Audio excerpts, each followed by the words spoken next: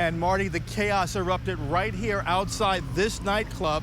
And in fact, the scene was so wild that night that officers had to shut down Orange Avenue. Bob, you described it best when you said a nightmare. And the first thing I want to do is go ahead and get you up to Sky Witness 9 HD and give you the vantage point from above. You can see just how bad the backup is here. Greg, I can tell you we were the first news crew here, and I just learned in the past 5 minutes from officers here on the ground that the Lynx Central Station is shut down at this time. The woman told police as she got into her car, the kidnapper jumped in also.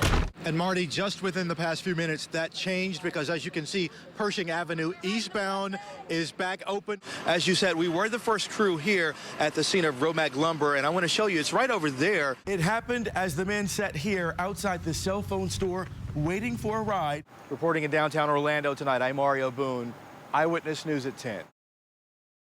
This story is simply unbelievable. Just about an hour and a half ago, detectives brought that man through the door right back here behind me. They charged him with grand theft, and check this out. They tell me he stole more than $100,000 in this Brinks truck heist. Did you do it? Nope. You had nothing to do with it. Investigators believe Charles Chooks, seen here with a mouth full of gold teeth moments after he was charged, is their suspect who robbed a Brinks truck Friday afternoon and sent dozens of innocent bystanders scrambling to safety. Did you try to rob the Brinks truck? Sky Witness 9 was first above as deputies delicately approached the suspected getaway car found in a residential area not far from the robbery. And only our camera spotted the cash from the robbery being recovered. It all followed a brazen daytime shootout in the middle of this busy shopping plaza. There was like 2 or 3 shots in succession. Blam, blam, blam. Investigators said as the Brinks guard was refilling this ATM, Chooks snatched the money bag. That's when the guard took out his pistol and began firing. And Tim Johnson saw the whole drama unfold. I dug down to look, and that's when I saw the money fly up. Johnson described a wild scene with bullets and cash flying in every direction. You know, if you're in a dust storm or something and see tumbleweeds, it just looked like things just flying and rolling out across the parking lot. All right, now, not long ago, I talked to a source here at the sheriff's office, and they told me they recovered a substantial amount of cash taken in this heist. And Martha, she said that the police should have never been called to begin with. But in this report, the officer said it was the boy acting aggressively toward him. 6 months after school resource officer Mario Padilla was charged with felony child abuse, only Eyewitness News obtained the video that landed Padilla behind bars. It shows Padilla confront Alexis Richmond's 13-year-old son in the lobby of Kissimmee Middle School. He came in with such a hostile manner, like he was ready for war. Richmond told me the already tense situation quickly escalated from the officer pointing his finger in the boy's face to Padilla actually grabbing the boy's face, then pushing the 84-pound boy so hard it knocked him backward. There's nothing I can do. I felt so helpless. Richmond said cops never should have been called to deal with a kid being a kid. Talking back to his mom. Kissimmee police suspended Padilla with pay following his arrest in May, and since then he's earned more than $15,000 sitting at home.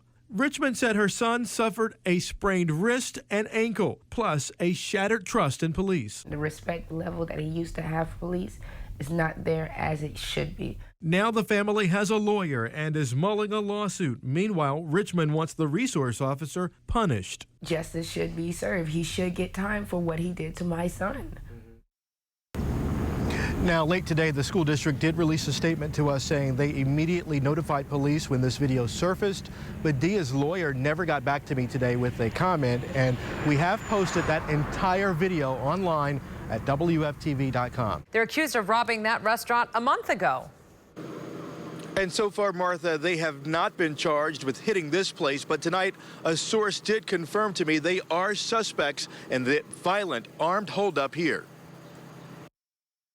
Detectives say this surveillance video taken Wednesday night shows the Dine and Dash bandits committing a takeover-style armed robbery of a Jimmy John's restaurant near UCF. What you're looking at there is a punishable by life felony. And this video shows the alleged crooks Dante Hudson and Montrell Johnson in court Thursday after getting busted by Orange County deputies. I'm glad they finally got these guys. It's great that they were caught. A sheriff's office source confirmed the anti-crime task force saw the robbery in progress, then tailed the duo to Johnson's apartment where they made the takedown and found the Jimmy John's loot, an airsoft gun, and masks. It's just horrible. Detectives say this Orlando IHOP is one of the restaurants the so-called Dine and Dash bandits burst inside, held employees at gunpoint, and robbed the place. Surveillance video caught that heist also. Investigators across Flagler, Orange, and Volusia counties suspect the Dine and Dash bandits in 14 other robberies. That's why they're locked up on no bond. It's good that they can't get out on the streets.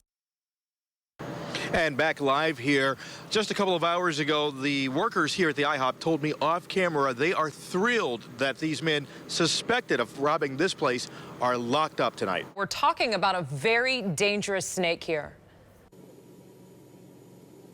Absolutely. You know, this story, as wacky as it may seem, it is very serious, but because we're talking about a deadly snake that is on the loose from this address right back here behind me, and this snake could be anywhere tonight, including this thick brush over here.